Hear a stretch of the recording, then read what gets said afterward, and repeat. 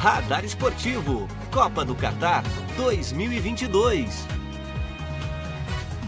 Oi, turma, tudo bem? Grande abraço para todo mundo, moçada do portal Galera Mix, que nos acompanha também no YouTube. Sejam muito bem-vindos e muito bem-vindas. Sim, estamos de volta com o nosso Radar Esportivo e, é claro, Radar Esportivo para falar do assunto, do momento, do grande momento do esporte, do futebol. É a Copa do Mundo FIFA Qatar 2022, que está chegando, né, que tem início nesse domingo, e é lógico, nós vamos conversar, fazer as projeções e análise da Copa do Mundo, desse início, né, de campeonato que vem por aí. Vamos falar, obviamente, também de seleção brasileira, nossa grande prioridade, o Brasil que estreia na quinta-feira também, e é lógico, a gente vai conversar sobre esse assunto, sobre isso a partir de agora, aqui no Portal Galera Mix e no Radar Esportivo, tá bom? Sejam muito bem-vindos e bem-vindas, ó, já deixa o like, já clica no sininho, tá bom? E se inscreva também no nosso canal, do Portal do Galera Mix no YouTube, tá bom? Venha fazer parte dessa corrente com a gente, tá bom? Hoje, obviamente, quem tá aqui com a gente é o nosso Teco Barbeiro, né, que vai também comentar, trazer as análises dos jogos, enfim, e das seleções, do que nós teremos, né, pela frente nesse próximo mês de Copa do Mundo. Teco, seja bem-vindo, bom trabalhar contigo mais uma vez. Grande abraço, cara, tudo bem? Fala, Gustavo, e toda a galera do Galera Mix, né? Todo mundo que acompanha aí todos os produtos do Portal Galera Mix. É uma satisfação enorme estar com vocês mais uma vez aqui no Radar Esportivo para falar do maior evento do esporte na face da Terra, né?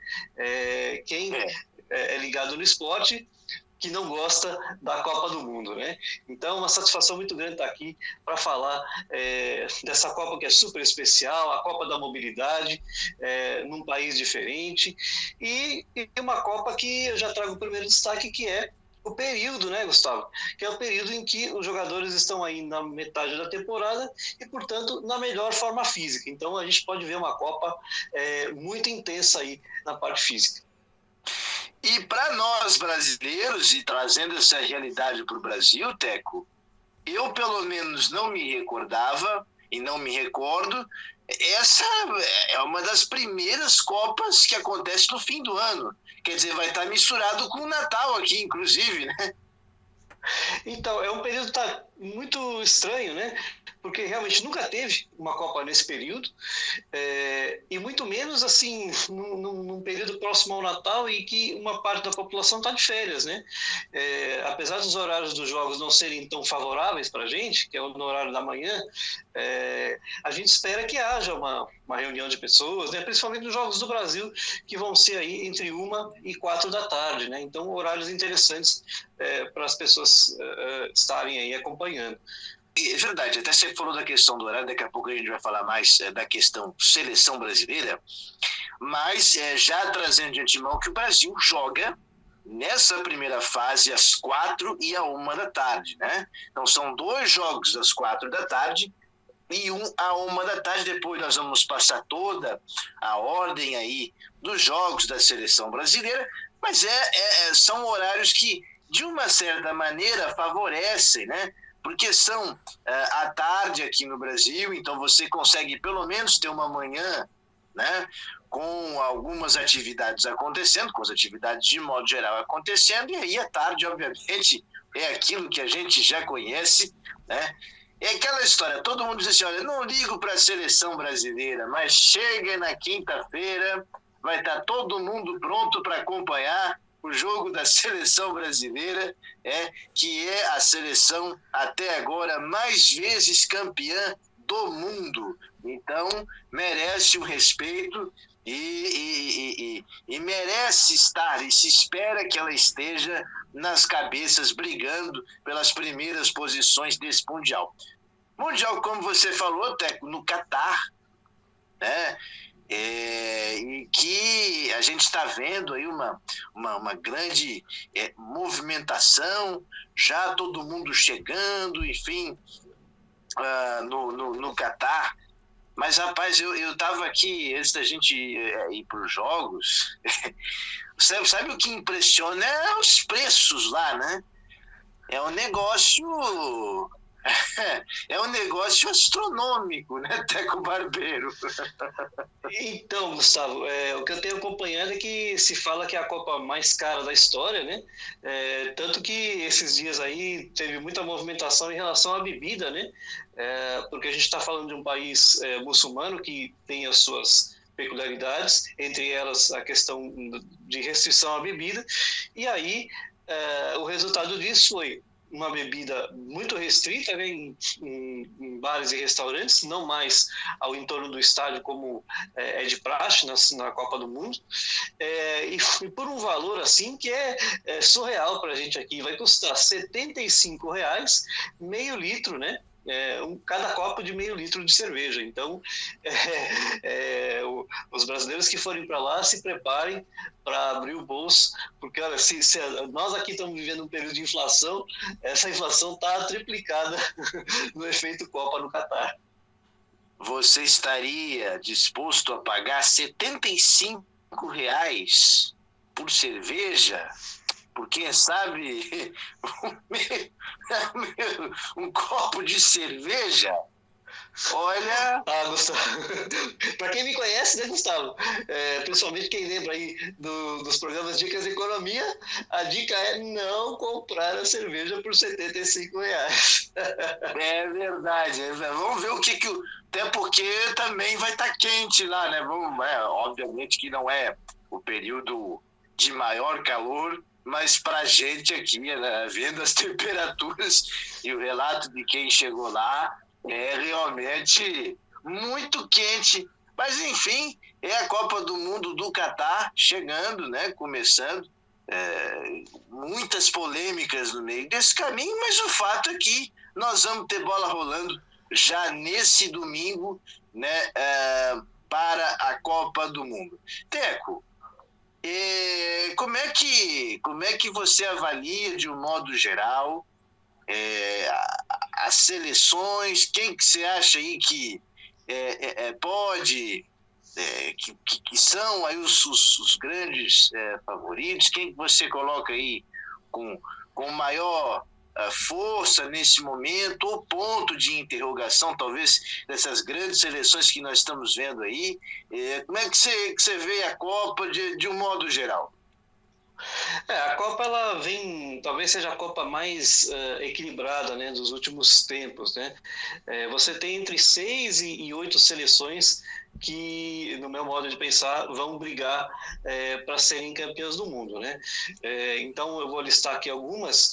Obviamente, Brasil e Argentina sempre estão no páreo. Aí você tem a Alemanha e Inglaterra, que vem numa crescente, né? A Alemanha já, nem tanto, numa crescente, mas vem numa linha de um futebol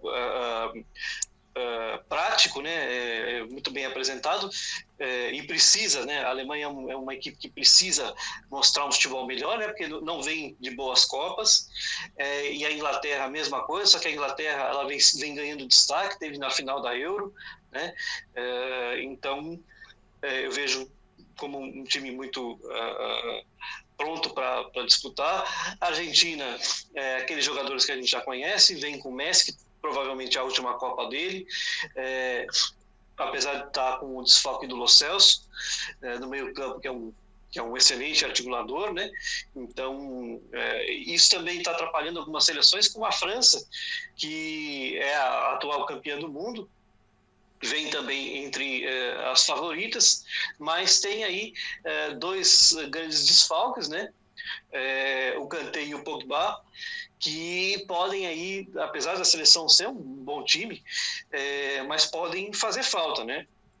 Obviamente a gente tem o Mbappé, que vai fazer de tudo para compensar isso, mas a França ela vive um problema que não é só no campo, né? A gente sabe que a França tem muitos problemas de bastidores, né?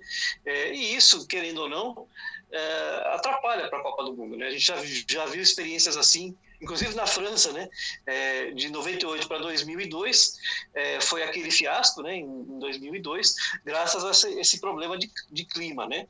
Interno. Então vamos ver como é que a França vem para disputar com esse grupo, né, de países que no meu modo de pensar são favoritos, né? A gente tem outros ali como a Croácia, que foi vice-campeão do mundo, que tem jogadores interessantes, tem um time muito bem arrumado. A gente pode até citar ali países como Dinamarca, Portugal e Holanda mais por fora, que são países também muito bem arrumados. No caso de Portugal, todo mundo quer ver o que o Cristiano Ronaldo vai fazer, porque é a última Copa dele. Enfim, acho que são esses aí os principais. E tem a Espanha também, que é um time que tem uma característica específica, né? Joga um futebol bastante rápido, né? De muito toque de bola. Não tem um grande astro, mas também tem uma equipe arrumada. Então, acredito que fique por aí, né? A briga pelo título. Esse time da Espanha é um time bem treinado, né, cara? O Luiz Henrique, né? Ele tem conseguido extrair coisas interessantes dessa seleção espanhola, que passou por um processo bem intenso de renovação, né? É uma seleção. Agora, Teco, você falou da França, né? E a gente tem visto nos últimos anos a maldição do campeão, né, de uma Copa do Mundo ficar fora da fase de mata-mata na Copa seguinte, né, não passar da primeira fase. Foi assim, a gente vai falar aqui dos últimos anos, o Brasil já viveu essa experiência lá em 66, né? Mas foi assim, por exemplo, com a própria França em 2002, né, que você já mencionou aqui. A Itália também, em 2010, a Itália foi campeã em 2006, naquela Copa da Alemanha, e em 2010 já nem passou da primeira fase, depois também, novamente, aí tem ficado fora, né, das Copas da seleção italiana. A seleção da Alemanha, a seleção da Espanha, aliás, campeã de 2010, e aí fica fora aqui no Brasil, em 2014, né? E, mais recentemente, a seleção alemã, que vence aquela Copa do Mundo em 2014, né? Que não há como esquecer, e fica fora em 2018. E a França agora, claro, tem um grande time, mas convive com esses problemas. Rapaz, sem Kanté e Pogba, já no meio campo, isso é um abalo muito grande para a seleção francesa. Você vê aí algum risco da França ficar fora, ou você acha que isso é pouco provável assim que aconteça? Então, Gustavo, como a gente já comentou, a França, apesar de estar com esses desfalques e estar com esses problemas, ainda é um time muito bem acertado e tem grandes jogadores, né? Está num grupo que não vejo tantas dificuldades, né? Tem a Dinamarca, se não me engano, no grupo dela, né? Talvez o que a gente possa ver é uma França se classificando em segundo lugar, depende muito realmente desse clima, né? E de como Mbappé, Griezmann, né, vão se acertar em campo para fazer o que se espera da França, né? Mas tem de fato, né, essa questão aí mística dessa maldição, né, vamos chamar assim, que as seleções não fazem boas Copas na volta, né, dos títulos, né? Faz muito tempo que não se tem uma seleção bicampeã, né, seguidamente. Então, vamos esperar, vamos ver como é que vai ser as estreias. Mas, assim, eu ainda acredito que a França vai se classificar, nem que seja em segundo lugar. E também tenho essa expectativa, Teco, da França se classificando na segunda colocação, né? No mínimo, assim, né? Eu acho que a França ainda tem condições de passar em primeiro. Claro que tem uma seleção muito interessante que é a Dinamarca, né? Que é uma seleção que tem feito, que fez aí um ciclo interessante nesses 4 anos, e olha, é um time para se ficar de olho, eu acho que a Dinamarca pode incomodar e aprontar para cima de muita gente aí, viu, Teco? Pois é. Por isso que a gente precisa ver aí a primeira rodada, ver como é que essas equipes entram, ver como estreiam, para daí a gente poder fazer uma melhor avaliação para ver quem vai se classificar aí para as próximas fases, né? No papel a gente projeta, né? Mas acho que o que vai mandar mesmo é logo nessa primeira rodada. Porque, exatamente, a primeira rodada é importantíssima. E detalhe, a gente falou aqui do atual campeão, mas sempre pode ter um grande caindo na primeira fase. Então, a gente sempre tem aí a questão de um grande caindo, né? De uma seleção favorita. Isso tem sido muito frequente nas últimas Copas do Mundo, né? O Brasil não tem provado dessa realidade nos últimos anos, mas a gente já viu grandes seleções, né, Teco, caírem, e sempre pode ter, a gente falou da França, mas sempre pode ter aquela outra zebra, né, em Copa do Mundo, né, meu amigo Teco Barbeiro? Com certeza, né? A gente tá falando aqui da França, mas, né, a gente já teve a Alemanha também não se classificando, né, perdendo para a Coreia do Sul. Enfim, a Copa, uma das características é essa, né? A gente viu seleções de menor expressão, Camarões, por exemplo, chamando a atenção lá em 90 na Itália. Enfim, a gente espera que isso aconteça também esse ano, né? Toda a Copa tem uma seleção de menor expressão que se destaca, né? E a gente espera que quem sabe aí uma seleção tipo a Dinamarca, que vem jogando um futebol interessante. A gente tem seleções africanas, né? Apesar que o Senegal perdeu o Mané agora, né? Então talvez não consiga ter a expressão que poderia ter, porque ele era o grande craque desse time, né? Isso é um outro fato que tem chamado a atenção, né? A gente imaginou que não fosse acontecer, porque os jogadores que estão lá estão vivendo aí a metade da temporada, né? Nunca aconteceu isso. Todo mundo espera que o desempenho seja bom, né? Mas a gente já está vendo, antes da Copa, né, alguns jogadores se machucando e, infelizmente, não conseguindo ir para a Copa, né? Tem chamado a atenção muito esse número de lesões, claro que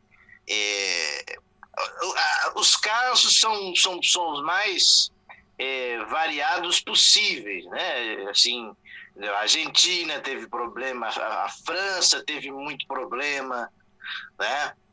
Foi uma das seleções mais afetadas. Um outro jogador, por exemplo, que todo mundo queria ver muito nessa Copa, né? Foi o caso do Mané, né?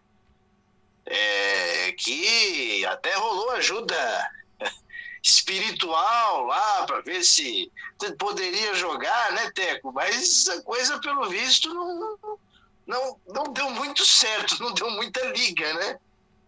Pois é. Verdade. Então a gente tem... Vai lá. Muito complicado essa... Não, assim, eu só ia comentar que é muito complicado, né? Porque os jogadores vinham bem e aí a gente tem lesões inesperadas, que também é uma característica da Copa, né? Mas é que não se esperava isso nessa época, justamente pelo período da temporada, que normalmente a Copa, para quem não sabe, ela vem no fim da temporada, né? Então os jogadores já estão muito cansados, já disputaram um ano de campeonatos, e dessa vez é só na metade da temporada, né? Mas mesmo assim a gente acabou vendo alguns jogadores ficarem fora, né? E talvez aí no meio da Copa aconteçam mais, né? Lembrando, né, Gustavo, que a Copa está exprimida esse ano, né? A Copa está com prazo mais curto de duração. Então, por isso que nós vamos ver, até um ponto que a gente tem que destacar, nós vamos ver logo nas primeiras 2 rodadas 4 jogos por dia, né, disponíveis aí, né? Então, a Copa sendo acelerada. Verdade, Teco. Muito bem lembrado. A gente vai ter situação de 2 jogos, de 4 jogos por dia, inclusive alguns jogos às 7 horas da manhã. Nós teremos a janela de horários aí, por exemplo, com 7, 10 da manhã, né? 1 da tarde e 4 da tarde. Principalmente nessa primeira fase, até a segunda rodada, né? Porque depois aí nós teremos a mudança de horários, porque os jogos, né, das chaves, cada chave terá 2 jogos, né, serão 2 jogos simultâneos, ou seja, no mesmo horário, justamente porque aí pode definir questões de classificação, então ninguém entra, né, por exemplo, já sabendo que o adversário pode até entrar, mas em uma eventual briga por classificação, né, Teco, na terceira rodada, os concorrentes vão jogar em o mesmo horário, né? Isso, a última rodada, ela é sempre assim, né? Desde que a gente teve aí várias suspeitas aí de fraude no resultado, né? Então a FIFA determinou já faz acho que 4 ou 5 Copas que os jogos são na última rodada em horário simultâneo, né? Então, para quem vai acompanhar é o seguinte, são dos 64 jogos que a Copa oferece até o fim dela, 56 vão ser mostrados ao vivo aí pela Rede Globo, e esse ano a gente ganhou uma nova opção, né, Gustavo? Falando aí em transmissão de televisão, a gente ganhou uma nova opção de transmissão, né, que é um jogo por dia do streaming Casemiro e Miguel, né? Então a Globo vai mostrar esses 56 jogos e o Casemiro um jogo por dia. E aí, quando chega na terceira rodada, que são jogos aí simultâneos, provavelmente a Globo vai escolher o jogo do Brasil. O Casemiro ainda não divulgou, né, os jogos que ele vai fazer na última rodada. E aí o resto tem que acompanhar ou pelo streaming, né, no caso aí Globoplay ou os canais Premiere, porque não tem como, né, não tem outra maneira de serem mostrados. Exatamente, porque aí são jogos né, que o pessoal vai poder acompanhar ali pelo Sport TV, né, enfim, aí você escolhe a opção, né, já que com jogos simultâneos não dá para você mostrar 2 jogos ao mesmo tempo. Então, obviamente, quem detentor de direito escolhe ali a partida que mais me interessa. Obviamente que seleção brasileira não vai ficar de fora, independente da situação, né?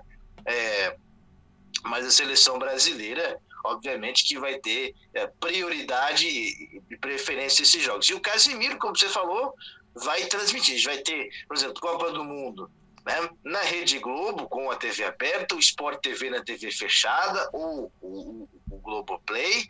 Também terá uma outra transmissão alternativa do Globoplay com o Thiago Leifert, né? E o Lisca, né? Vai participar aí das transmissões. Nós teremos ainda também essa novidade, os jogos do Casemiro, né, com transmissão do Casemiro aqui pelo YouTube. Então essa é uma novidade. Parece que a FIFA vai mostrar no streaming dela também.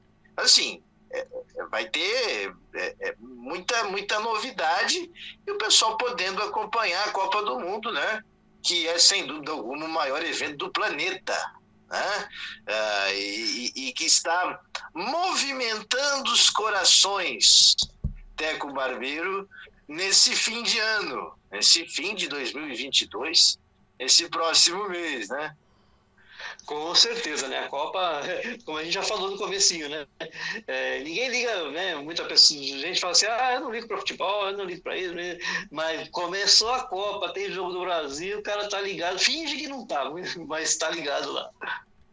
Então, por exemplo, esse álbum de figurinhas o que tinha de gente comprando e querendo ali preencher o álbum é uma festa, viu, Teco? E olha que o preço não estava muito, né, favorável, né? Mas é um evento muito importante, né? O pessoal acaba, mesmo custando caro, mesmo sendo difícil, o pessoal acaba aderindo, né? Isso é uma característica nossa, né? Eu sei que em outros países, inclusive tem país aí que até um tempo atrás aí estava dizendo que não tinha data para começar a vender o álbum. Você vê que porque as pessoas não têm esse interesse todo, né? Mas o Brasil é um país que é muito ligado ao futebol e então essas coisas realmente pegam, né? Ainda que a gente está num período muito difícil, né? Um ano meio complicado, né? na economia, um período diferente a gente está vendo aí lojas aí vendendo coisas de Copa, de Natal, de Halloween, um tempinho atrás. Então, assim, um período muito atropelado as coisas. Verdade, Teco, período muito atropelado. Bom, vamos lá então. Eu vou destacar aqui algumas partidas. Bom, a gente não tem como não falar da abertura.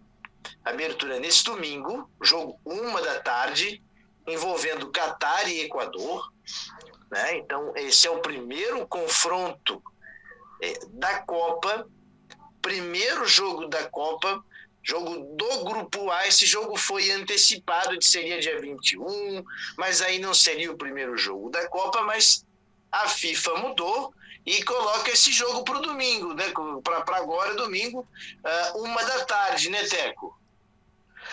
Isso, eu entendo, sabe, que foi uma decisão acertada, né? Porque se quis valorizar o país sede, né?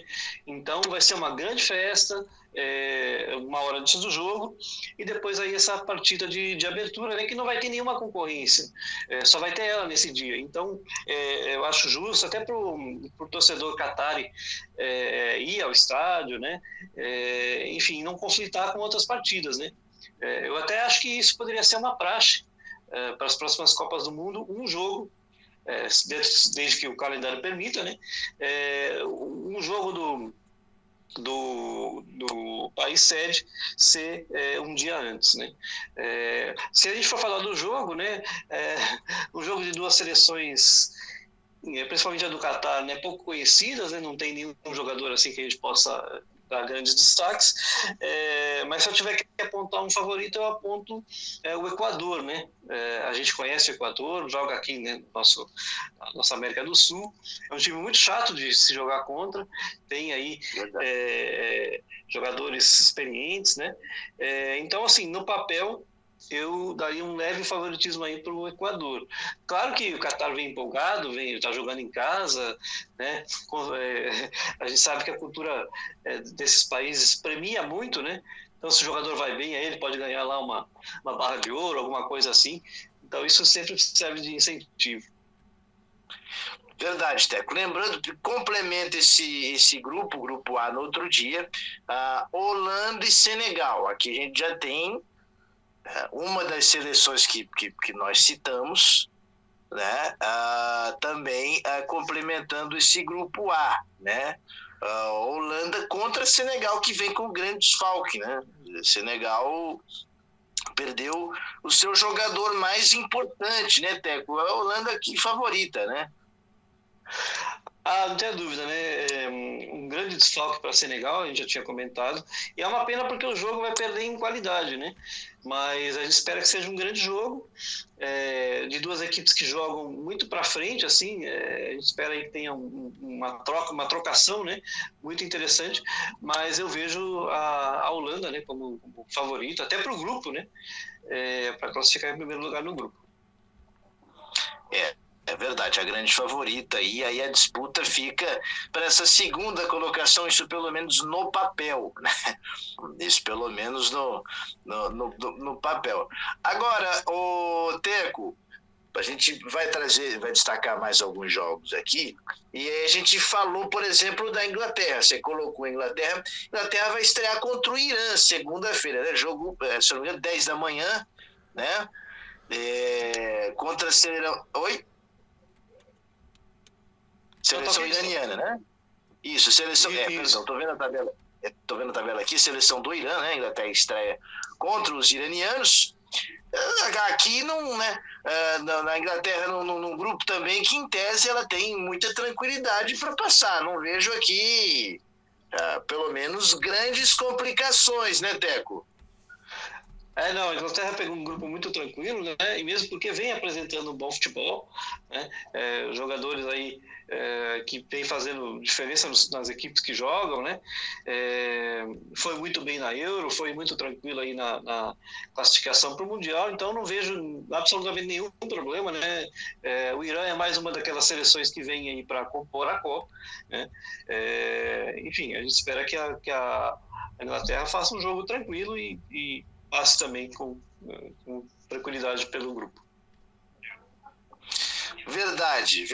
E aí, eu vou destacar aqui o grupo C.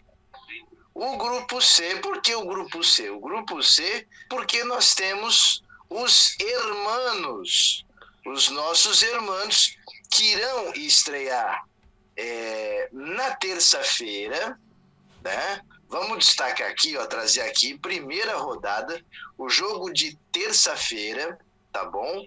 7 da manhã, Argentina e Arábia Saudita. Argentina também favorita, né, Teco? Com o Messi, como você já falou na última Copa, né? Mas a Argentina, para esse jogo, a Argentina depois na segunda rodada vai ter o México, por exemplo, que aí eu acho que é o jogo do grupo. Mas a Argentina estreando contra a Arábia Saudita e aqui vejo a Argentina com a possibilidade de vencer de forma tranquila, né, Teco? Não tem a dúvida, né, Gustavo? A Argentina vem como uma das favoritas, vem com um time bastante experiente e com jogadores também que são destaque nos clubes, vem com essa questão que é a última Copa do Messi, né? Apesar desse desfalque aí de última hora do Lo Celso, não vejo assim que vai ter tanta dificuldade, e a briga ali vai ser realmente com o México. Acho que o segundo jogo que já entre eles vai definir, menos que os dois empatem ali, vai definir a colocação no grupo, e a Argentina vem para brigar, né, com os grandes países do mundo, não tem a dúvida. Verdade, a Argentina vem aí com força, né? Vem aí com expectativa grande. Eu quero destacar agora grupo D, porque o grupo D é o grupo da atual campeã da seleção francesa que tem aí uma tarefa importante, tem no grupo Austrália, Tunísia e Dinamarca, né? E vai fazer a sua estreia, né?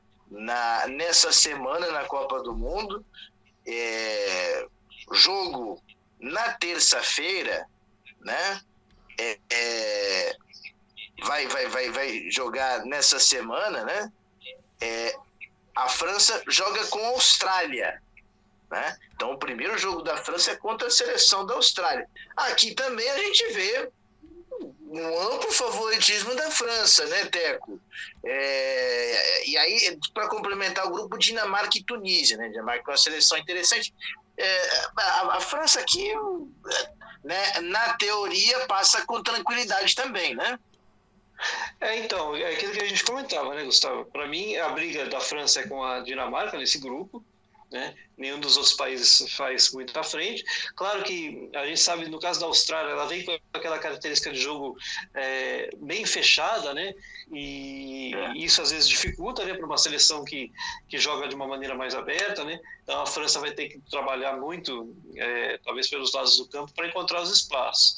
E nisso, quem talvez possa se dar bem no grupo é a Dinamarca, né, que vai fazer uma estreia já mais tranquila, no meu modo de pensar. A Dinamarca já vai encontrar uma seleção mais aberta e vai fazer o jogo dela, deve vencer o jogo. Acredito ainda que a França vença o jogo, mas talvez não tão assim, com tanta tranquilidade. Talvez seja um jogo um pouquinho mais difícil, né? Principalmente porque esse meio campo da França está prejudicado, né? Então eles vão ter que fazer um jogo de muito toque de bola, muita variação de jogadas ali para abrir espaço na defesa muito fechada australiana, para que a França possa então superar e brigar ali pela classificação. Vou destacar agora o grupo da Alemanha e da Espanha, porque elas estão no mesmo grupo. Nós vamos ter esse confronto, inclusive, né, no final de semana, no outro final de semana, né, que vai ser um jogaço espetacular. Mas a Alemanha, por exemplo, estreia contra o Japão, e Espanha pega Costa Rica. Favoritismo, obviamente, para as duas seleções europeias, né, Teco? Não tenha dúvida, né? O favoritismo é para as duas seleções europeias, até pelo futebol que apresentam. A Costa Rica é um time bem chato, né? Lembro que o Brasil teve muita dificuldade na Copa passada com a Costa Rica, mas não vejo que isso possa fazer com que a Espanha perca o jogo, e muito menos a Alemanha também com o Japão, que vem evoluindo, é verdade, no futebol, mas ainda está longe, né, de enfrentar grandes seleções. A gente pode ter, claro, alguma surpresa, né? Talvez seja o grupo mais chato, sabe? Porque o Japão também gosta de dificultar o jogo, né? Mas eu assim mesmo ainda acredito que Espanha e Alemanha devem se classificar, e aí vamos ver que rumo cada uma delas vai tomar nas oitavas de final, e ver que tipo de campanha eles fazem, né? O grupo da Alemanha, aquele grupo bom para ter surpresa, né? Aquele grupo bom assim para ter aí uma zebra, por exemplo, né? Mas enfim, pode acontecer. A princípio, seleções europeias favoritas, mas lembrando que tanto a Alemanha como a Espanha andaram ficando fora, né? Andaram ficando pela primeira fase nos últimos anos. A Alemanha na Copa passada e a Espanha em 2014. A gente destacou alguns jogos aqui, né? A gente tem Portugal, tem outras seleções que vão estrear, mas nós vamos agora, obviamente, tratar do que principalmente nos interessa. Claro, toda a Copa, né? Todas as seleções são interessantes, são importantes, mas obviamente que a seleção brasileira, ela sempre atrai as atenções do mundo, e obviamente a nossa aqui também, da imprensa, de quem acompanha a Copa, porque há uma expectativa muito grande. A seleção brasileira já vem treinando, já está, né, também se preparando, né, e vai acompanhar esses primeiros dias no Catar, visando também já, né, a preparação para o confronto de quinta-feira. Atenção, Brasil, 4h o horário do primeiro confronto da seleção brasileira, que vai pegar a Sérvia. Então, o primeiro jogo do Brasil, tá? Às 4h, na quinta-feira, próxima quinta-feira, contra a seleção da Sérvia. Vamos lá, Teco, o que você, antes da gente falar do jogo em si, como é que você está vendo aí os primeiros dias de preparação da seleção brasileira, desde que tudo se concentra, que o time começou aí a se concentrar, a se preparar? Como é que você está avaliando? Então, Gustavo, acho que antes da gente falar disso, vale a gente ressaltar que depois de muito tempo o Brasil não mantém um técnico de uma Copa para outra, né? A gente teve a Copa de 2018 na Rússia, tivemos o resultado que tivemos e o Tite foi mantido, né? Então, a primeira característica que o Brasil tem é uma continuidade do trabalho, né? E aí, baseado nessa continuidade, a gente viu a seleção que o Tite convocou, né? Então, com muitos jogadores que estavam em 2018, e renovou uma boa parte com jogadores que evoluíram ao longo desse período, né? Jogadores, inclusive, que estavam no Brasil, né? A gente pode falar aí de Rodrigo, de Vinícius Júnior, né? De Paquetá, que ainda não estavam prontos em 18 e hoje estão aí bem amadurecidos, né? Nos seus clubes, né? Sendo até protagonistas aí nesses últimos que eu falei na Champions League, né? Pelo Real Madrid. Aí a gente tem até já uma próxima renovação com, por exemplo, Martinelli, né, Antony. Então eu vejo o Brasil nesse ponto muito, com um planejamento muito interessante, seja quem for o técnico no futuro, né? E aí, falando mais para a atual Copa, né? A gente viu uma seleção que não fugiu muito daquilo que o Tite apresentou nas eliminatórias. A gente vê uma seleção hoje que não depende tanto do Neymar como foi em 2018. Isso é muito bom. Talvez uma das coisas que mais me anime para essa Copa é justamente isso, né? É um Brasil muito mais equilibrado como equipe, né? Um Brasil que caso aconteça alguma coisa não depende de um único jogador, né? Então, se acontece alguma coisa com o Neymar, você tem Vinícius Júnior, tem Rodrigo, que podem fazer funções semelhantes, né? Você tem, o Tite levou 9 atacantes, então a gente imagina que seja uma seleção que vai jogar propondo o jogo, vai atacar muito, né? Talvez mais do que aquela de 18, o que vai mais de encontro com a nossa característica, né? Com a característica que os jogadores brasileiros têm. A gente vê um meio-campo que também tem opções, talvez não tenha aquele grande armador, né? Hoje o nosso camisa 10 é o Neymar, mas talvez a única coisa que me incomode um pouco, para quem acompanha o futebol há muito tempo, é essa falta desse armador específico, né? Algumas seleções têm, a Croácia, por exemplo, tem o Modric, né? E outros países também têm. E o Brasil praticamente não tem esse especialista, né? Mas a gente vem jogando, por exemplo, com o Paquetá, fazendo essa função em alguns momentos, né? E o próprio Neymar já fez. Não gosto quando ele faz tanto essa função, porque não é a característica dele, mas ele pode fazer. Então, assim, eu vejo a expectativa que eu tenho é que o Brasil faça bons jogos, né?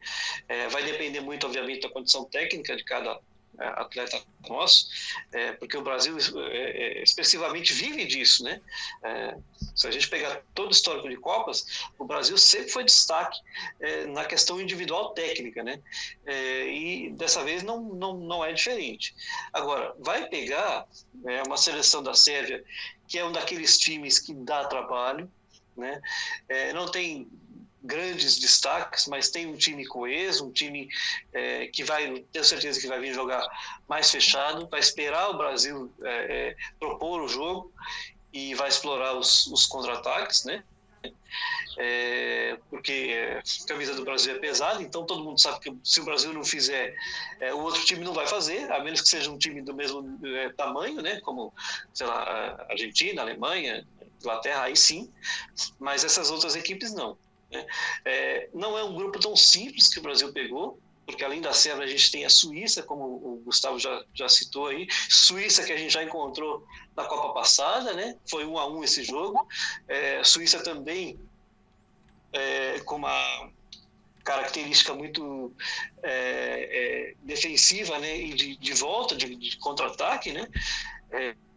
Então, um time muito bem arrumado, que nos deu trabalho, e vem dando trabalho na Europa, né? Tanto que se classificou no grupo que tinha a Itália, né?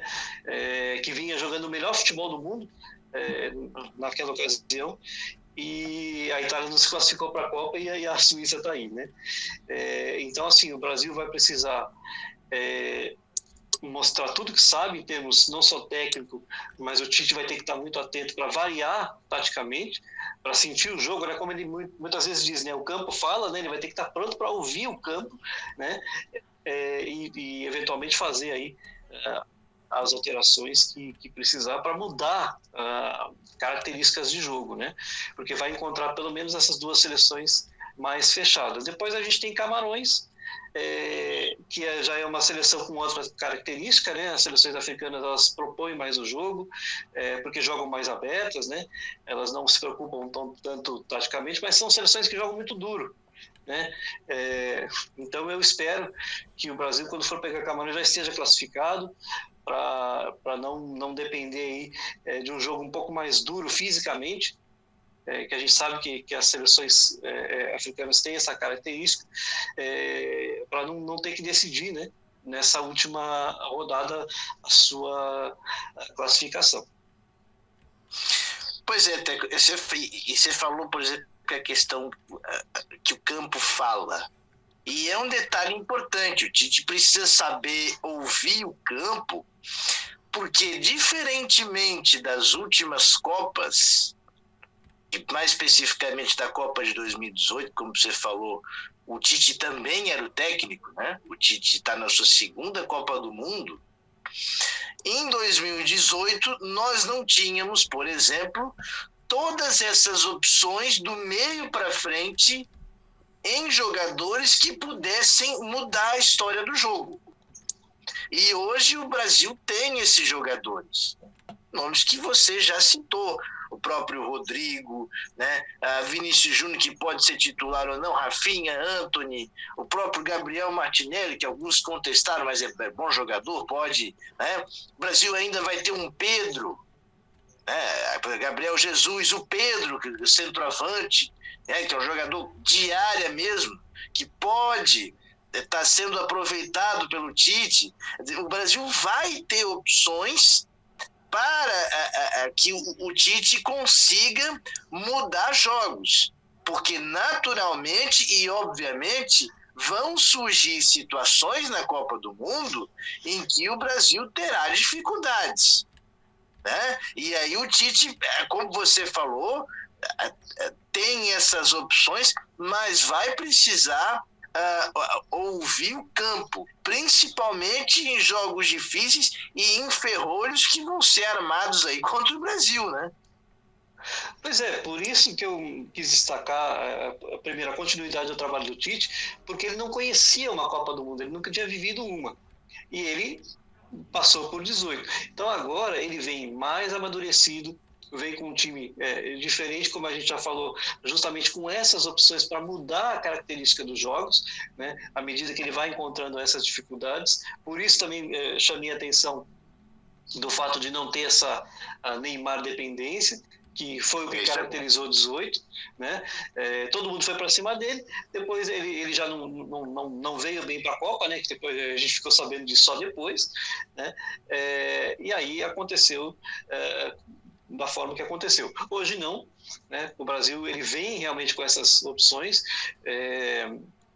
e o Tite vai estar com toda a equipe que assiste ele, né? Para justamente entenderem isso, como mudar pelo menos 3, 4 características de jogo, e com pessoas, né, com jogadores que podem decidir o jogo sim, né, como você bem destacou, né, essas pessoas que você citou, esses jogadores que você citou, né, Pedro, enfim, e outros, eles podem, por característica deles mesmos, né, serem decisivos num jogo, né? Aí vem a parte individual.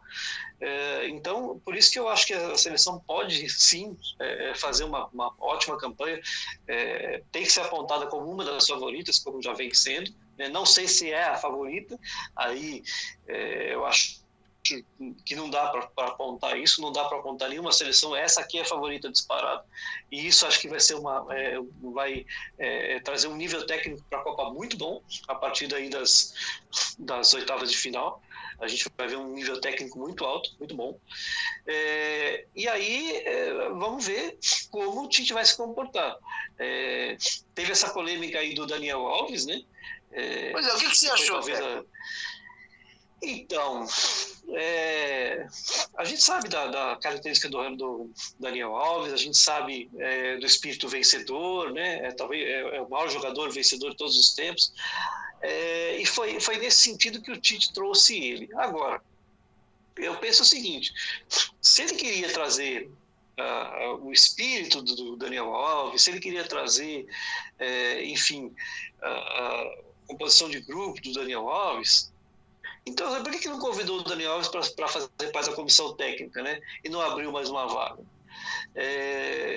Eu acho que ele acabou desperdiçando uma vaga de jogador, apesar que foram 26, né?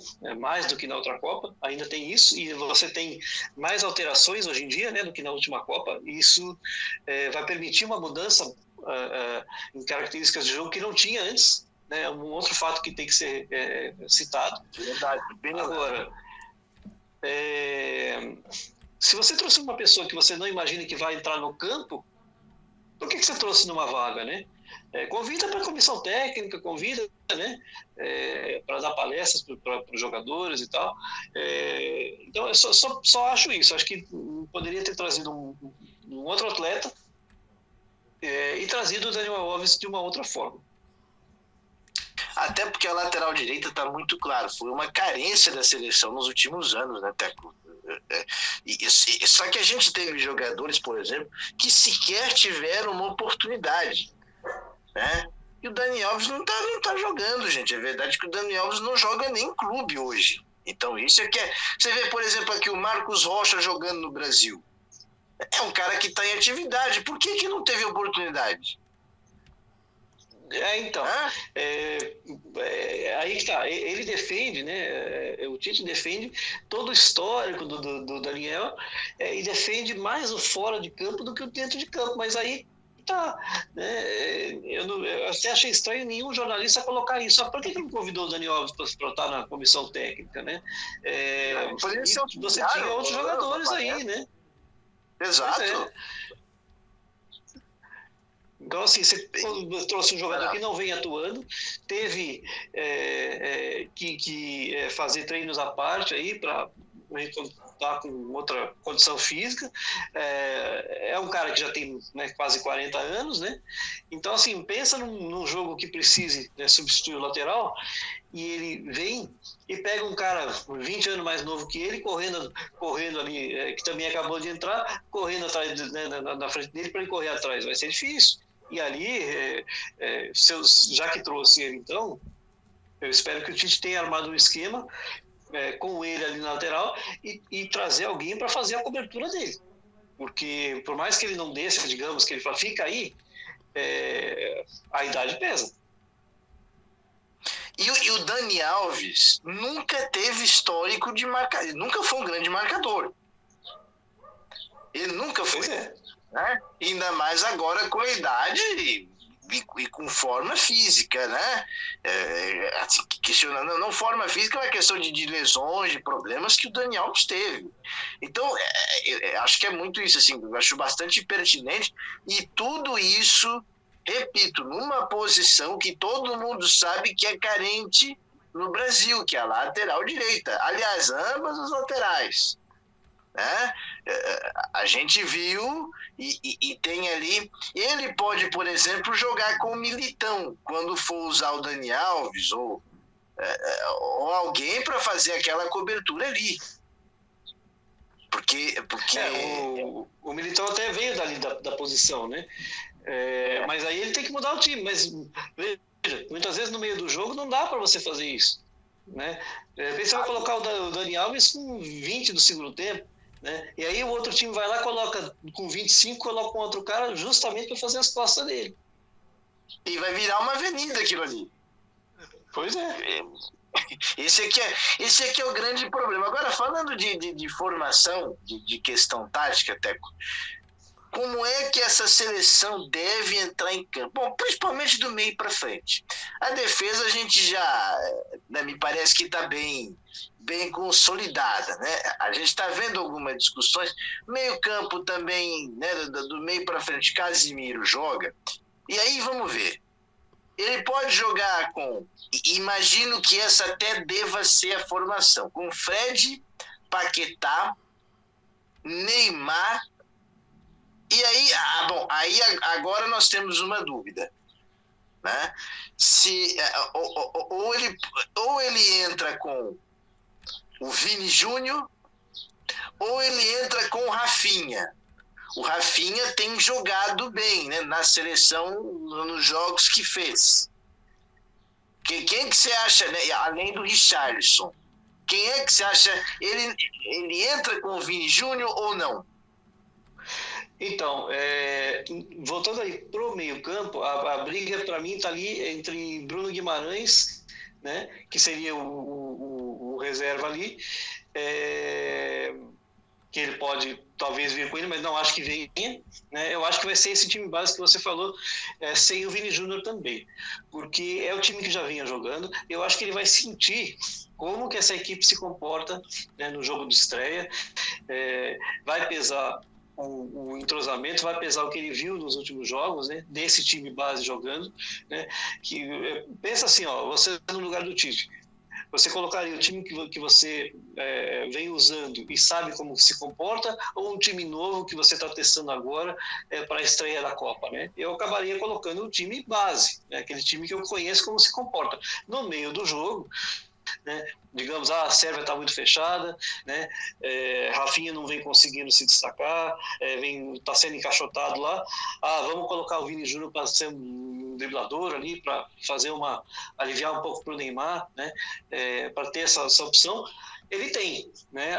Vamos tirar vamos colocar o Pedro, por exemplo, para ser um cara, né, para receber essas bolas dentro da área. Ele tem, né? Então, a minha expectativa é que venha esse time base, né?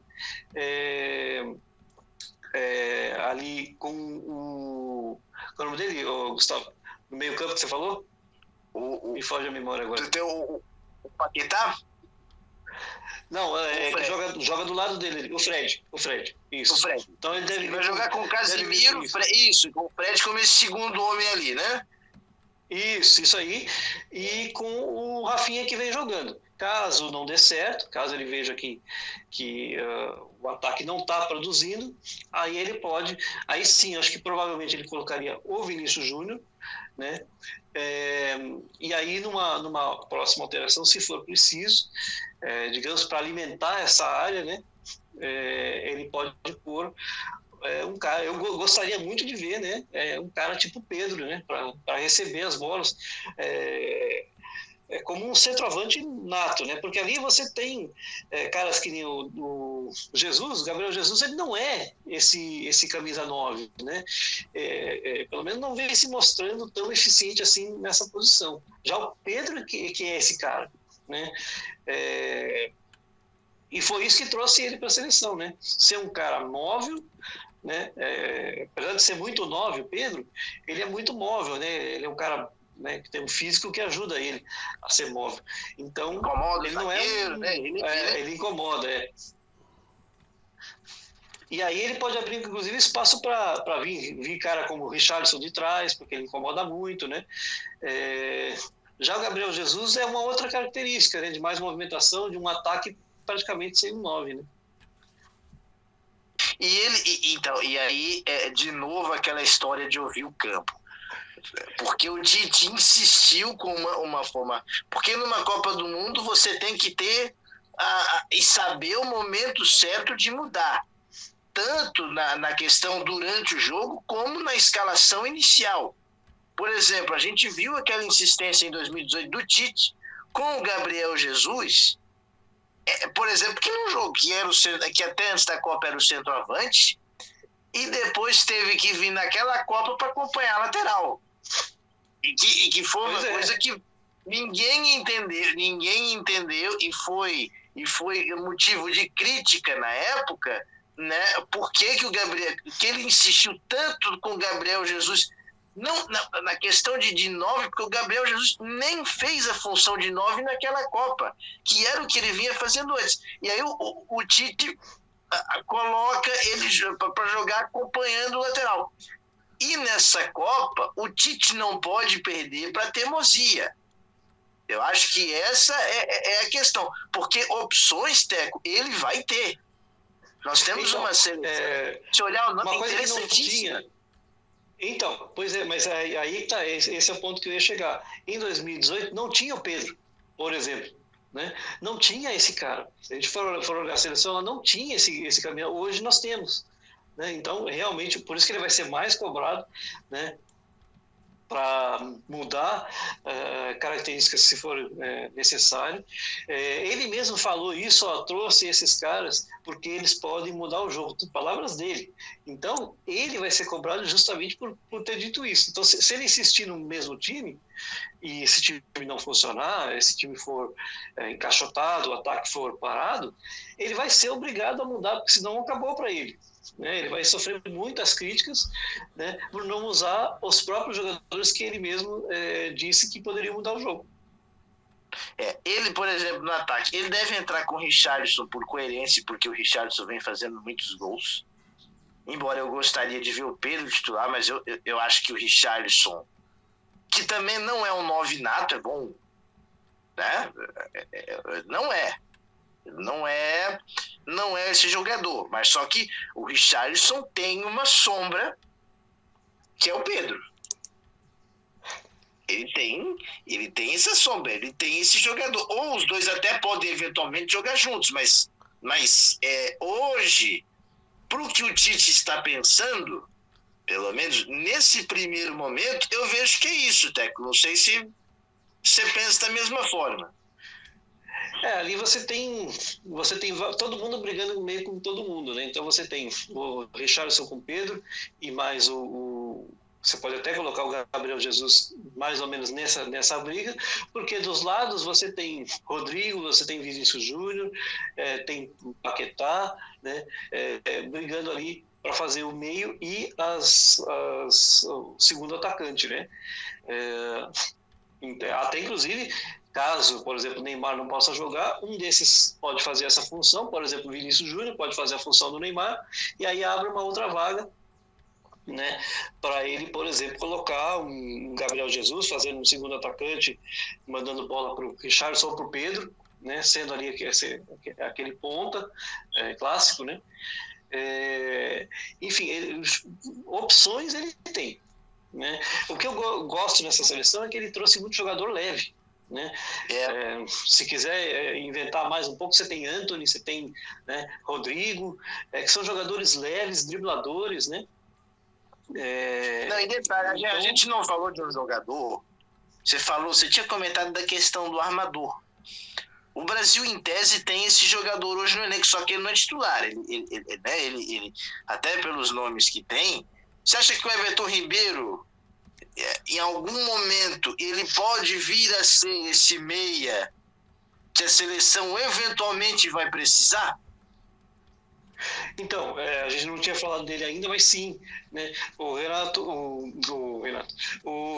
Everton Ribeiro, ele seria o Renato Augusto, né, da seleção de 18. Só que a diferença é que o Renato já era titular e ele não, né? Então, ele pode sim ser usado para situações que o meio-campo esteja muito parado, esteja sem criatividade, né? E precise de alguém que invente o jogo, né?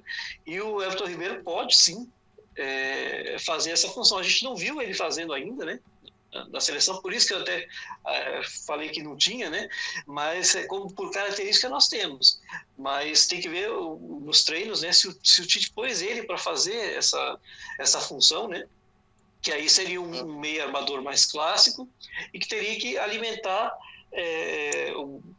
as pessoas do ataque, né, os jogadores do ataque. Vamos ver se na prática isso acontece, ou então ele vai deslocar o Everton Ribeiro para outro lugar, que aí eu acharia um erro, né? Você tirar ele da característica. Por isso que Cebolinha não foi, né? Todo mundo falava muito no Cebolinha, né? Porque já tem jogadores mais jovens que fazem a função que ele faz. Justamente, bem lembrado, o Cebolinha começou, por exemplo, na Copa América aqui no Brasil, o Cebolinha foi um dos destaques. O Cebolinha era um jogador que o Tite contava no início do ciclo, né? Desse ciclo de preparação para a Copa do Mundo. Só que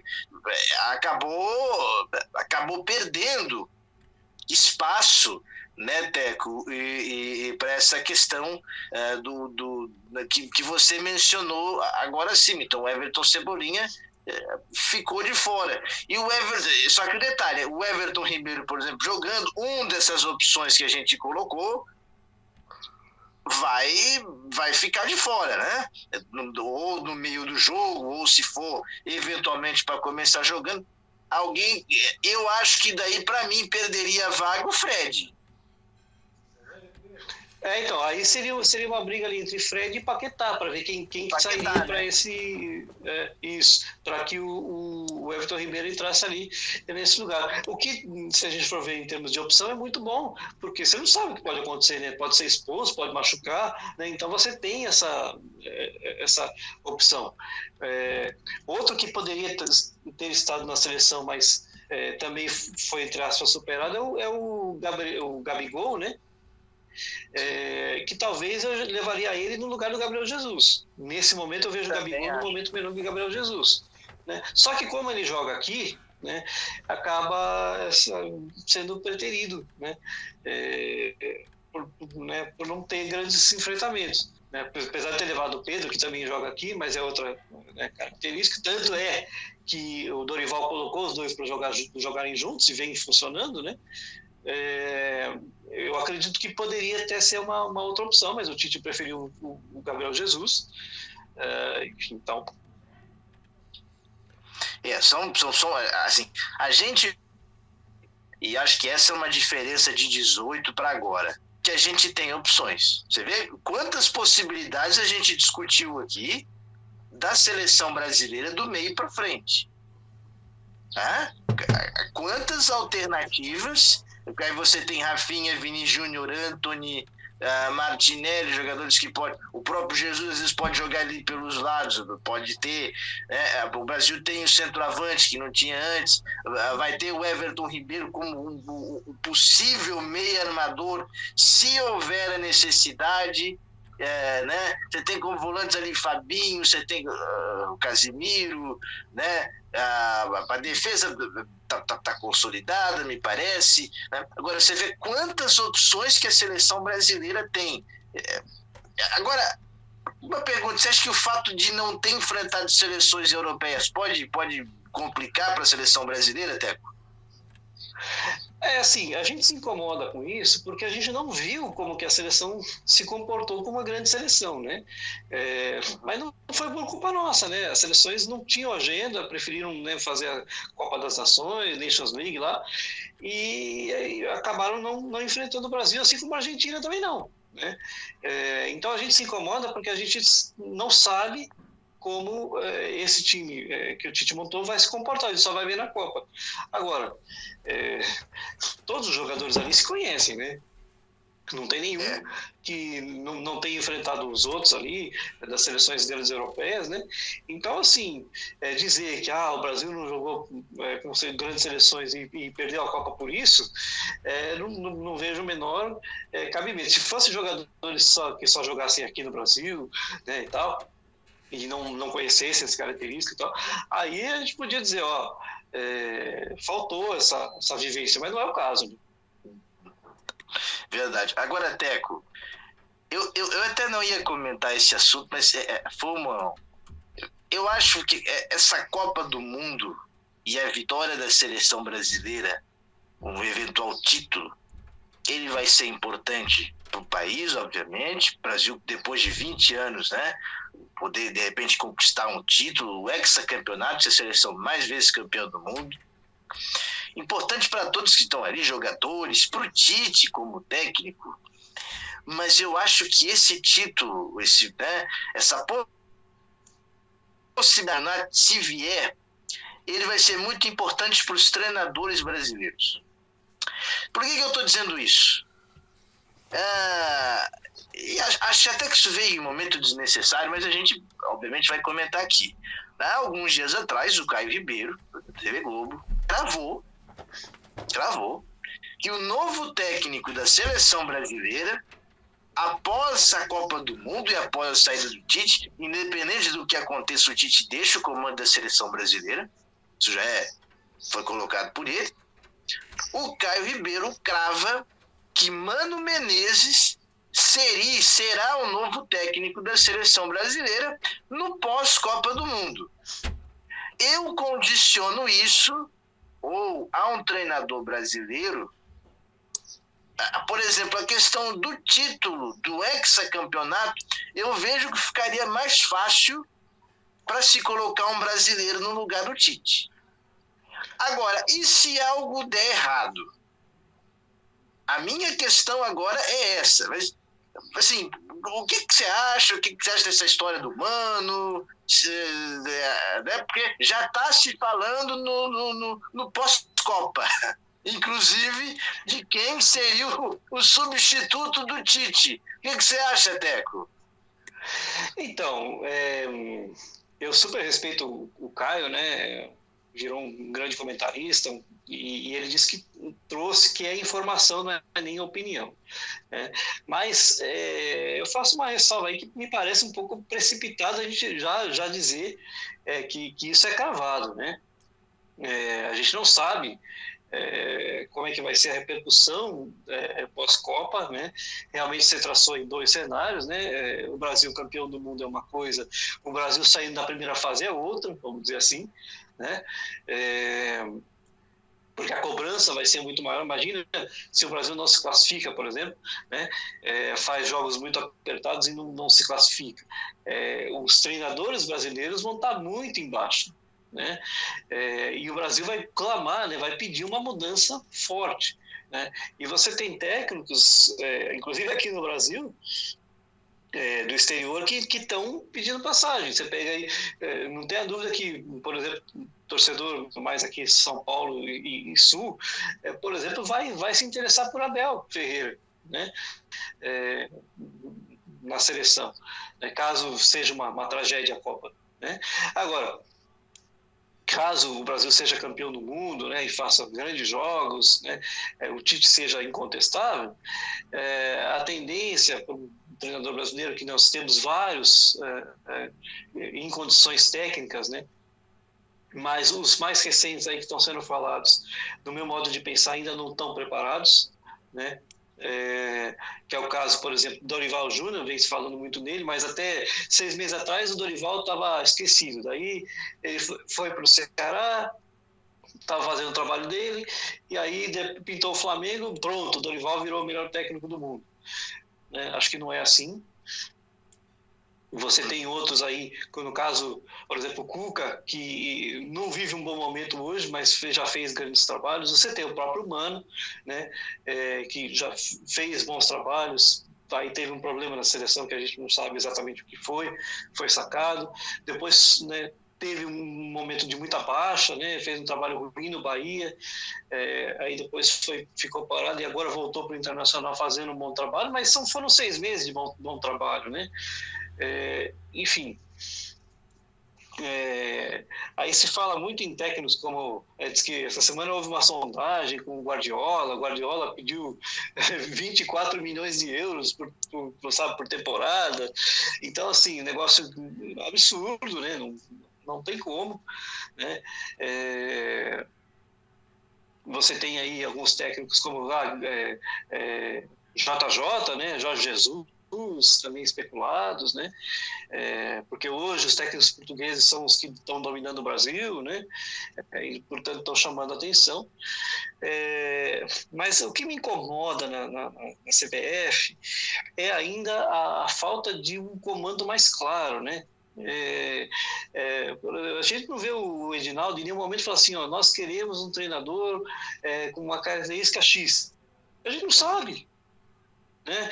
Então, se trouxe o Tite porque ele vinha não só num momento interessante, e o Brasil também veio numa crise, né? Mas porque ele tinha feito grandes trabalhos e se falou, olha, o Tite tem uma característica que ele renova o time, ele começa da defesa para o ataque, enfim. E tá aí, tanto que foi mantido mesmo, não ganhando a última Copa. E daqui para frente a gente não sabe qual é a característica do treinador. Não dá para você trazer um só porque o Cuca é bom, porque o Mano Menezes é bom, porque o Guardiola é bom. Você tem que definir o que você espera para o Brasil. Você quer trazer um técnico mais defensivo ou mais ofensivo? Você quer trazer um técnico mais renovador ou um técnico que trabalhe com... Enfim, é igual um clube, só que com a diferença é que a seleção joga menos, né? Então, eu acho que não dá para travar ninguém, né? Mas não tenha dúvida que o Tite sendo campeão do mundo favorece treinadores brasileiros, e o Tite fazendo uma Copa muito fraca, o apelo vai ser para que traga um treinador estrangeiro. Eu gostaria muito de ver um treinador estrangeiro, não que os nossos técnicos não sejam bons, mas para ver uma característica de trabalho diferenciada, para ver se funcionaria. Não tem jeito, a gente não vai saber se vai funcionar, a não ser testando, né? Os clubes já estão fazendo isso, estão apostando em outros treinadores, né? E a gente viu o resultado do Palmeiras, que foi talvez o mais significativo, porque manteve o trabalho, né? A gente vê o Vojvoda no Fortaleza, né? E aí acho que é bastante interessante, né? Porque é um trabalho muito interessante, num time bastante limitado. Então aí você vê muita característica do treinador. Isso quer dizer que o Vojvoda seja o novo técnico da seleção brasileira? Não sei, talvez não, né? Talvez não esteja preparado ainda para isso, né?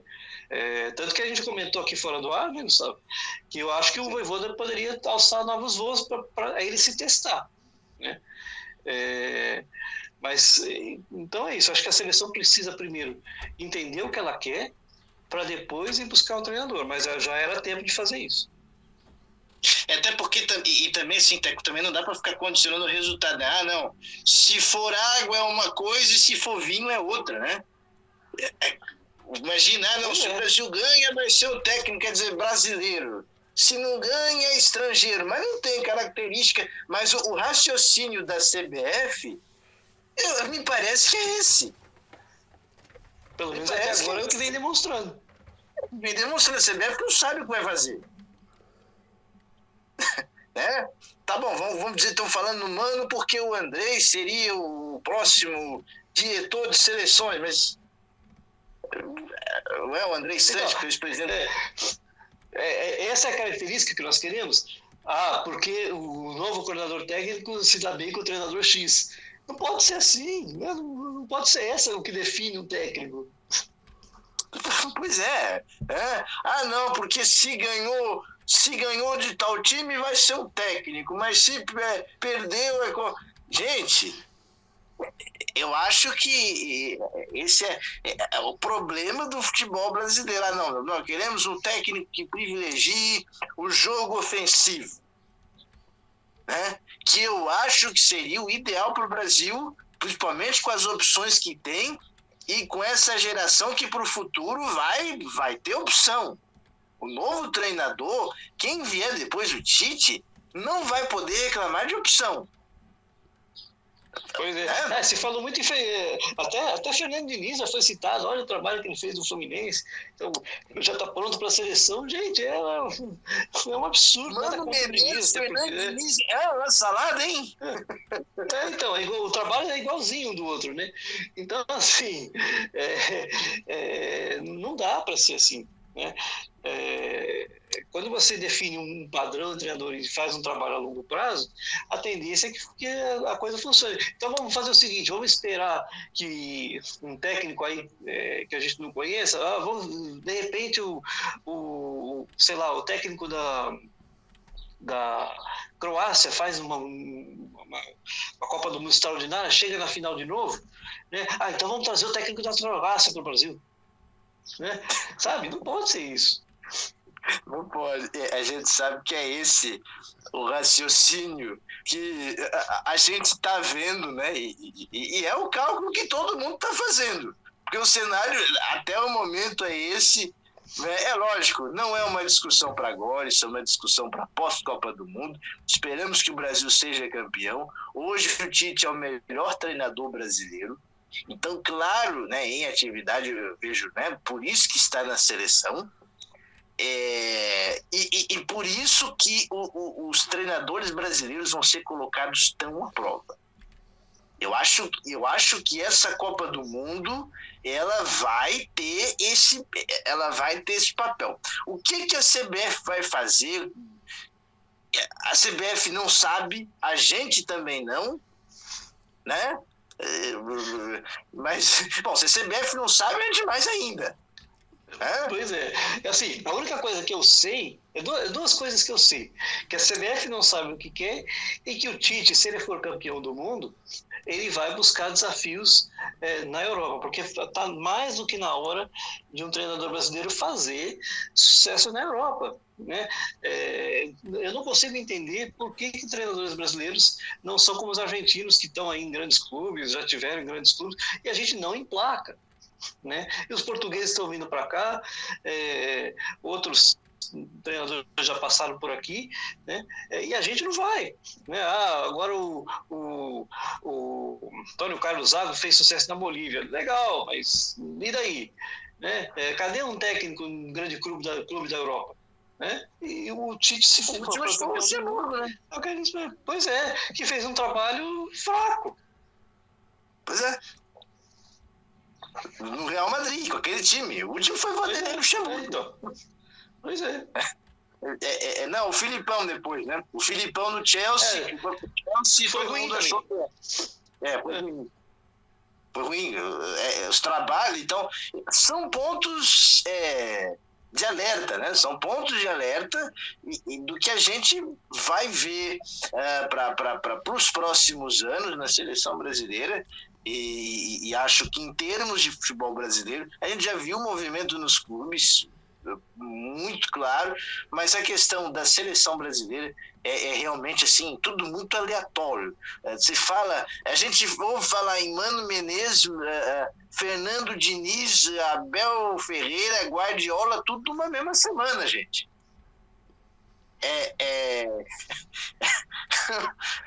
É um negócio, no mínimo, aleatório. Pois é. No mínimo aleatório, mas enfim, Teco. E antes da gente encerrar, eu só quero inclusive lembrar o seguinte e trazer aqui para quem está nos acompanhando, nós teremos outros radares esportivos especiais, teremos na semifinal da Copa do Mundo, nas semifinais, esperamos que o Brasil esteja até lá. Após a grande decisão também, nós vamos falar no radar esportivo, mas tem uma novidade muito bacana. Nós vamos estar acompanhando os jogos da seleção brasileira, obviamente, e sempre depois de uma partida da seleção brasileira, nós teremos análise daqui, uma partida, eu farei a análise do jogo, da atuação da seleção brasileira. Em outro jogo, o Teco Barbeiro é quem vai analisar a seleção brasileira, né? O desempenho da seleção brasileira aqui no Galera Mix, né, Teco? Então, o pós-jogo da seleção brasileira, a gente vai acompanhar juntos e vai conversar sobre os jogos, as apresentações que a seleção brasileira vai ter, já começando com a análise pós-jogo, obviamente, do confronto contra a Sérvia.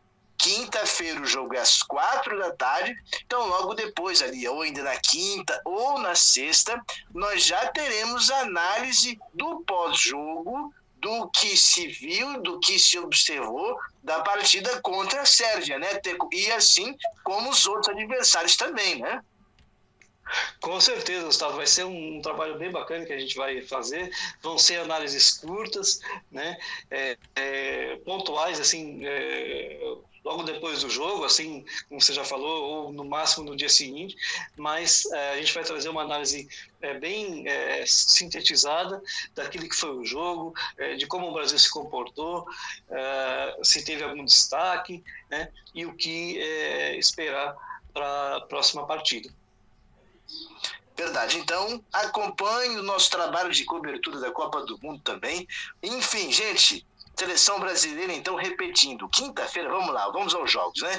Quinta-feira, 16h, primeiro jogo do Brasil, dia 24 de novembro, nessa quinta-feira agora, então, contra a seleção da Sérvia. Esse é o primeiro jogo no Catar. A segunda partida, numa segunda-feira, dia 28 de novembro, aí um pouquinho mais cedo, 13h, jogo contra a seleção da Suíça. Brasil e Suíça pela segunda rodada da Copa do Mundo, tá bom? Do grupo F. Lembra, do grupo G, perdão. Grupo G, tá? Brasil tá no grupo G. Segundo jogo contra a Suíça, 13h, aí numa segunda-feira, dia 28. E aí nós já esperamos que na sexta-feira, dia 2, né? No jogo das 4 da tarde teremos Brasil e Camarões. E aí esperamos já ter também, né, esperamos que o Brasil já tenha aí a sua vida em termos de classificação resolvida, né? Que só fique ali na questão de tentar garantir a liderança do grupo, né, Teco? Mas esperamos que até lá o Brasil já tenha sua classificação para as oitavas de final já assegurada. Essa é a expectativa, né? Não tenha dúvida. A gente espera que o último jogo seja ali só para, ou no máximo, definir o primeiro lugar, ou realmente cumprir tabela, e esperando já o próximo adversário das outras fases. Agora, né, como a Copa do Mundo é imprevisível, a gente vai ter que acompanhar o desempenho dos 2 primeiros jogos, e caso ele não seja bom, o jogo contra Camarões vai ser o decisivo para definir a classificação do Brasil ou não. Verdade. E aí, um outro detalhe, a gente vai aguardar e ver também como é que ficam as questões de suspensão. Lembrando, 2 cartões amarelos, o jogador fica suspenso, hein? Isso é outro detalhe também. Talvez o Tite, né, de repente, no terceiro jogo, poder rodar esse elenco. Vamos ver como é que isso também vai acontecer. Tudo vai depender da tabela de classificação, de qual será a situação da seleção brasileira lá na frente, na Copa do Mundo. Mas, enfim, a gente vai ficando por aqui depois desse bate-papo muito rico. Teco, obrigado pela tua participação mais uma vez. E, claro, a partir de agora nós estaremos juntos. Nós vamos acompanhar, né, durante todos os jogos, né, toda a fase de grupos e também mata-mata, os jogos da seleção brasileira, com as análises que a gente já mencionou aqui. Então, nós vamos estar juntos nessa cobertura da Copa, né, amigo? Com certeza, Gustavo, foi um grande prazer ter feito mais um programa juntos, né, para falar agora dessa festa gigantesca que é a Copa do Mundo, que eu particularmente adoro, e vai ser uma satisfação muito grande comentar os jogos da seleção brasileira, fazer essa análise pós-jogo, e aí depois os programas mais longos aí da semifinal e repercutindo como é que foi a final dessa grande festa, né? Tem muita coisa que a gente vai falar, tem inclusive a parte de mídia, né? Como é que foi a cobertura da mídia para essa Copa, como é que foi a despedida desse que é o narrador mais conhecido da história do Brasil, né? Que vai fazer sua última Copa. Tudo isso a gente vai falar lá no último programa, né, Gustavo? Também comentando sobre a mídia, que vai ser a maior cobertura de todos os tempos aí, em termos de variedade de mídias, né? Você tem hoje a internet muito forte, né? Com canais indo lá, né? Não transmitindo jogos aqui para o Brasil, mas você tem as pessoas indo lá, né? Você tem todas as redes fazendo suas coberturas do jeito que é possível, né? Enfim, uma grande festa, e a gente espera que corra tudo bem, que a Copa seja um sucesso, tanto dentro de campo quanto fora de campo, né? Que a torcida possa aproveitar os jogos, aproveitar essa mobilidade que o Qatar permite, né? Já que 50 minutos aí você cruza o país todo, né? Enfim, então o que a gente espera daqui para frente, boas notícias da Copa, e que mais uma vez o Brasil possa fazer uma grande apresentação, justificar o fato de ser o maior campeão de todas essas Copas, e que possa estar lá na final, e aí que venha o Hexa. Que venha o Hexa, verdade, né? Aliás, Galvão Bueno narrando o Hexa seria um negócio, né, assim, impressionante. Galvão que, né, inclusive esteve hospitalizado, né, mas tá bem, já tá indo pro Qatar, e quinta-feira vai narrar o jogo da seleção brasileira, como sempre o fez, e muito bem. Bem que não podia ser a última Copa dele, né? Mas, enfim, enquanto o Galvão não muda de ideia, a gente vai Quem sabe, né? Estados Unidos, México e Canadá são logo ali daqui a 4 anos, né? E antes disso tem Olimpíadas, né? Como ele mesmo diz, Paris é logo ali. Então, vamos esperar, vamos ver o que o Galvão decide, né? Lembrando que ele não saiu da Rede Globo, como era previsto, né? Vai fazer trabalhos pontuais. Então, isso é um marco aí na mídia esportiva e a gente também comenta aqui no Galera Mix. Valeu, Teco, obrigado então pela tua participação, a galera que nos acompanhou até agora, valeu pelo carinho.